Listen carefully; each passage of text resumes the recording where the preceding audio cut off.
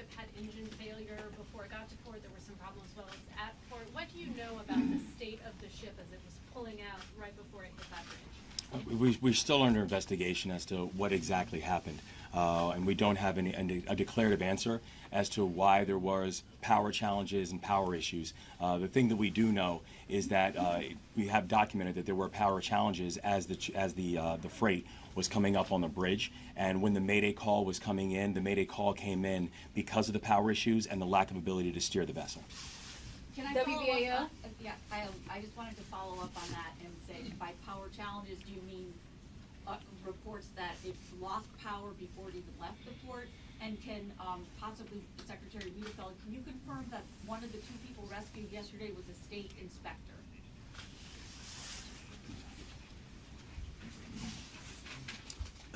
Yes, one of them was an inspector, actually with a contractor, but not with the firm that was doing the work. I'm sorry.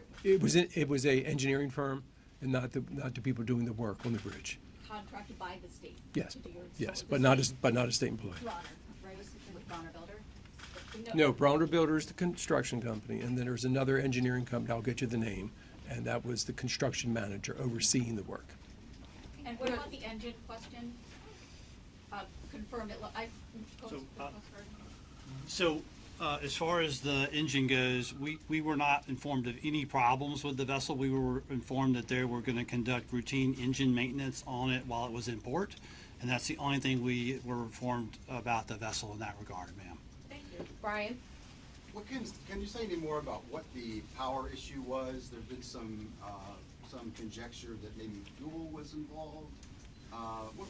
What is known about that at this time? So what we know at this time is we don't have a confirmed answer as to what exactly the power issue was. We know that the power issue connected and meant it was an inability for there to be proper steering and proper adjustments on the vessel, but we do not have any further details as of yet until a further investigation is completed. 5:45. We know drivers were stopped from going onto the bridge, but were construction workers able to be notified? Yes, so the first responders who, again, were really moved heroically after the first Mayday was called, were able to both move towards keeping additional cars from coming on the bridge, and also begin to notify some of the workers and people on the bridge that they needed to move off the bridge. In fact, one of the survivors who I had the opportunity to speak with, one of the things he mentioned to me was as he was moving off of the bridge, and literally saw the bridge fall right after he moved off, it was because it was a first responder who was telling him to move off of the bridge.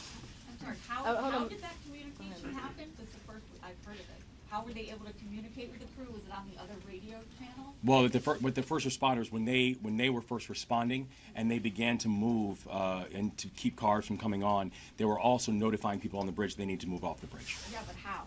The question. How did they notify them? Cell phone, radio? Well, I think we'll find out by investigation what exactly happened. I know that the one person I spoke with, he said it was audibly that the officer was telling him to move off. All right, we're going to move on ABC 7. Well, I was essentially going to ask that same Okay. question, just to confirm that there were efforts made. All right. They were, Brad, yes. The Sunday, huh? Yeah, Paul Person, do you support the proposed Port Act in spite of the state's current fiscal situation? I've not gone through the Port Act in detail. The thing that I know is that we will work in coordination with the General Assembly with the response. We will work with we're thankful for the work that we're happening on the federal side of our federal delegation and our partners in the White House on it as well. And we know the response that we are going to have as a state is one that needs to be coordinated and one that we are going to do and make together. All right, right here.